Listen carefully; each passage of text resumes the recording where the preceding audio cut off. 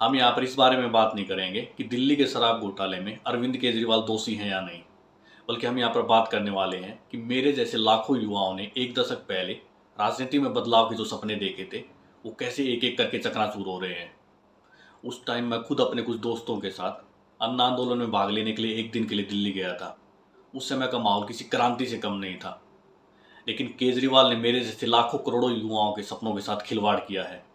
केजरीवाल जो उस समय कहा करते थे कि हम यहाँ पर शासन करने नहीं आए हैं, हम सत्ता का सुख भोगने नहीं आए हैं, बल्कि हम बदलाव की राजनीति करने आए हैं।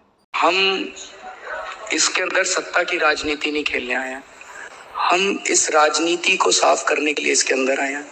हम राजनीति के रूल्स बदलने के लिए आए हैं।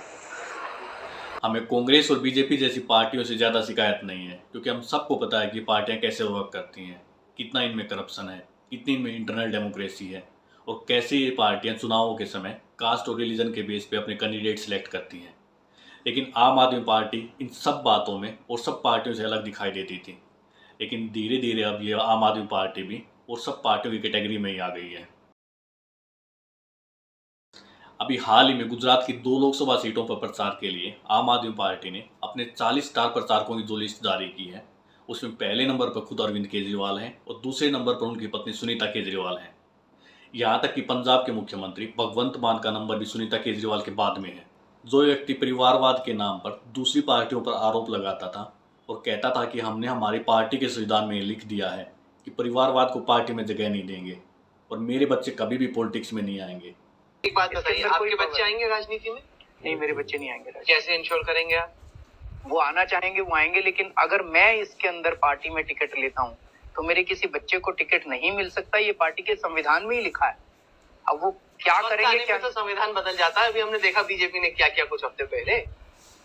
मुझे तो ऐसा लगता है कि मेरे वक्त में कम से कम अगर मैं रहा तो या तो मैं रहूंगा इस पार्टी के अंदर या मेरे बच्चे रहेंगे। आम कार्यकर्ता के रूप में तो कोई भी आ सकता है, लेकिन हम सत्ता के लिए नहीं आ रहे। आज वही व्यक्ति जेल में जाते ही हर जगह अपनी पत्नी को आगे कर रहा है। इतने सालों से जो केजरीवाल के साथ पार्टी में मेहनत कर रहे हैं, क्या उनकी कोई वैल्यू नहीं है? अगर केजरीवाल को यही करना है तो फिर वो लालू, मुलायम और कांग्रेस से कैसे अलग है?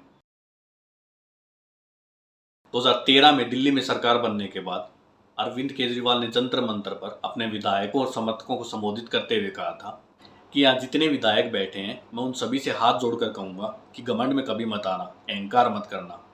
आज हम लोगों ने भाजपा और कांग्रेस वालों का अहंकार तोड़ा है, कल कहीं ऐसा ना हो कि किसी आम आदमी को खड़ा होकर हमारा अहंकार तोड़ना पड़े।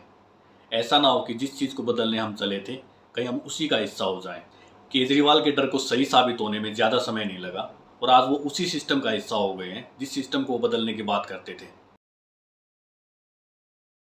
अरविंद केजरीवाल नरेंद्र मोदी पर बार बार आरोप लगाते हैं कि मोदी एक तानाशाह की तरह काम कर रहे हैं, लेकिन क्या केजरीवाल ने कभी खुद के अंदर झांक के देखा है? उनकी पार्टी के कितने बड़े बड़े नाम केजरीवाल के बिहेवियर के कारण पार्टी छोड़कर चले गए हैं और कितनों को केजरीवाल ने उनके विचारों के साथ सहमत ना होने के कारण पार्टी से निकाल दिया है। उनके पास पार्टी में अब ज़्यादातर वही लोग हैं जो उनकी जी हुजूरी करते हैं। इसकी क्या गारंटी है कि अगर मोदी जी जितनी पावर केजरीवाल को दे दी जाए तो वो मोदी जितने या हो सकता है उनसे भी ज़्यादा तानाशाह नहीं हो जाएंगे। तानाशाह को सबसे ज़्यादा डर अपनी कुर्सी के जाने का रहता है। केजरीवाल भी उसी तरह बिहेव कर रहे हैं।